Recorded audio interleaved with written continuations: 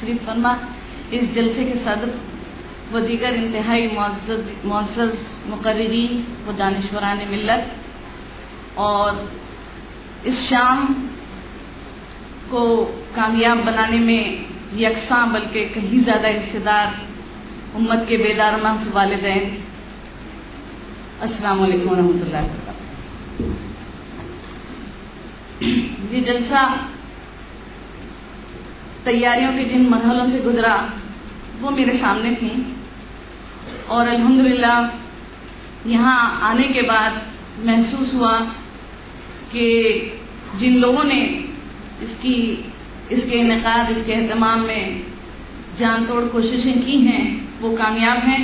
मैं यहाँ मौजूद तमाम बेदार मग़ज़ वालिदैन को आज की शाम अपनी नौजवान और ख़ास तौर से आने वाली नस्ल के लिए फ़िक्रमंदी का ये मुजाहरा करने के सिलसिले में आपकी इस मौजूदगी का खैर मक़दम करते हुए आप सबको मुबारकबाद देती हूँ। हाज़रीन किराम, जो मौजू मेरे ज़िम्मे है वो आप सुन ही चुके हैं। सुलगता हुआ मौजू एक फ़िक्र जहन के किसी गोशे में हम सब के मौजूद है और समझती हूँ कि हमारे दिलों का एक दर्द सा है कि आने वाली नस्ल कहाँ जा रही है। अजीब सा सवाल जो सबको बेचैन कर देता है, अक्सर रातों की नींदें और दिन का सुकून हमसे छीन लेता है। कि मौजू ऐसा नहीं है कि हम इसको नज़रअंदाज कर सकें, हम चाहें भी तो ऐसा नहीं कर सकते और ये जलसा इसी सिलसिले की एक कोशिश है। मैं अपनी गुफ्तगू का आगाज़ एक वाक़े से करूँ। मेरी एक मोहतरम प्रोफेसर साहिबा जिनके सिर्फ 2 ही बच्चे थे, वो सारी गुफ्तगू जो औलाद की कसरत के ताल्लुक से हुई आपने सुनी, लेकिन इसके बावजूद मैं जानती हूँ कि हमारे यहाँ अभी भी तालीमी याफ्ता तबके में एक जुनून सा पाया जाता है और जिसको हम तहरीर नस्ल या बच्चों की कमी की सूरत में देख रहे हैं।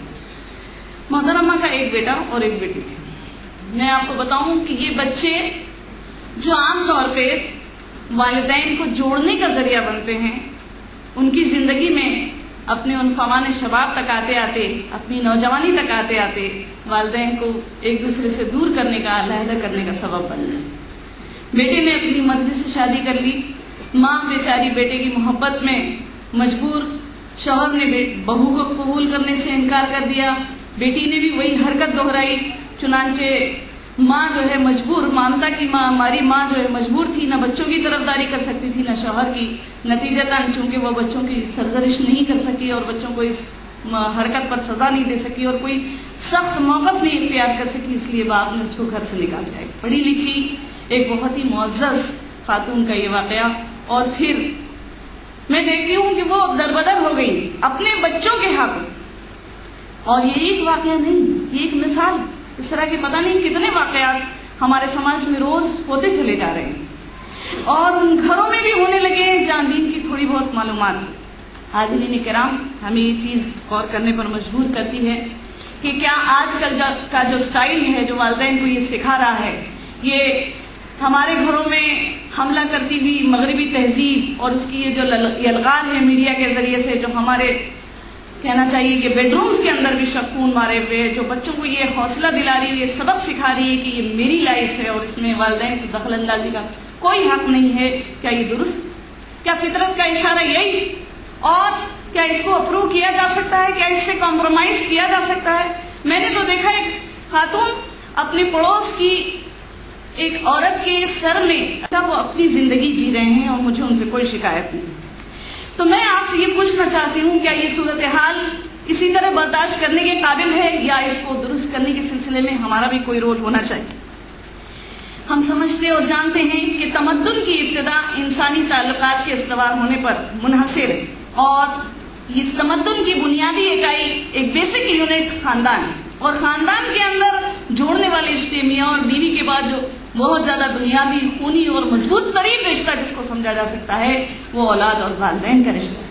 लेकिन अफसोसनाक सूरत हाल है कि ये बुनियादी रिश्ता ही टूटता, कमजोर होता, घुन खाता और मादूम होता चला जा रहा है, जिसके नतीजे में मुकम्मल तौर से एक समाजी बिखराव और इंतशार जो फैलता चला जा रहा है।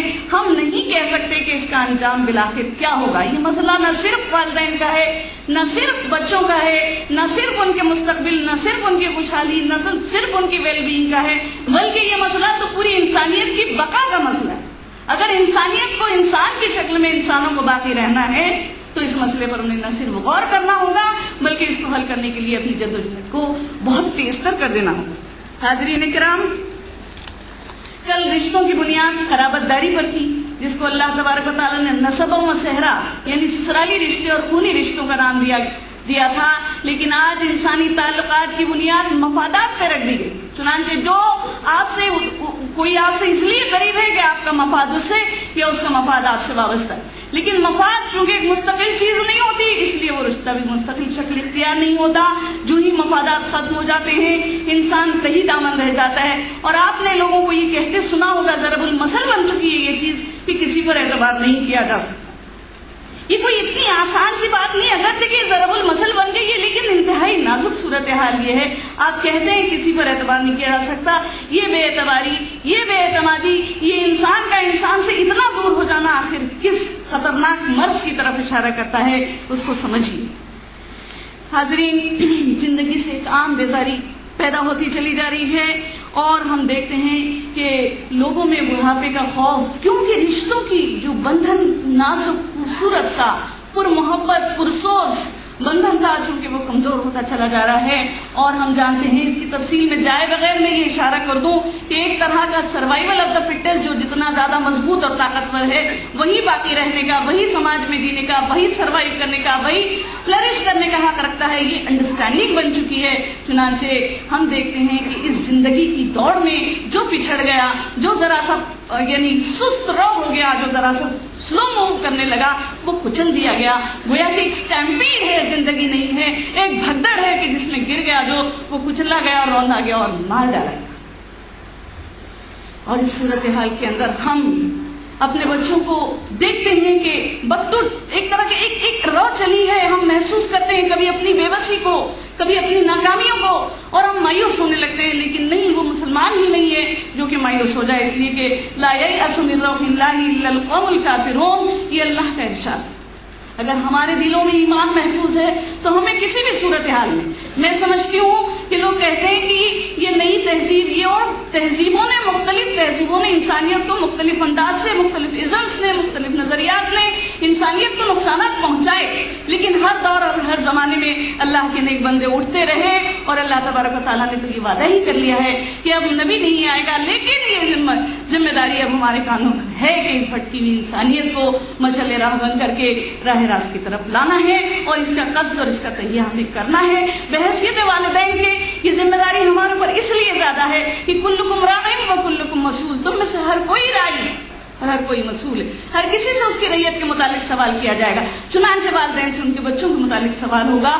ہمارے پاس اللہ کے فضل مہربانی سے اب ملت کے چند افراد ہیں، پیارے سے ننھے منھے معصوم سے ذہن، جن کو آپ جس رخ میں موڑ دیں مڑ سکتے ہیں۔ جی ہاں، مایوس ہونے کی ضرورت نہیں ہے۔ اس تمام تباہی کے طوفان کے باوجود، اس تمام تہذیبی الغار کے باوجود، ان تمام مسائل کے باوجود، میں سمجھتی ہوں ایک مومنہ، ایک مسلمہ ماں کو یا ایک مومن و مسلم والد کو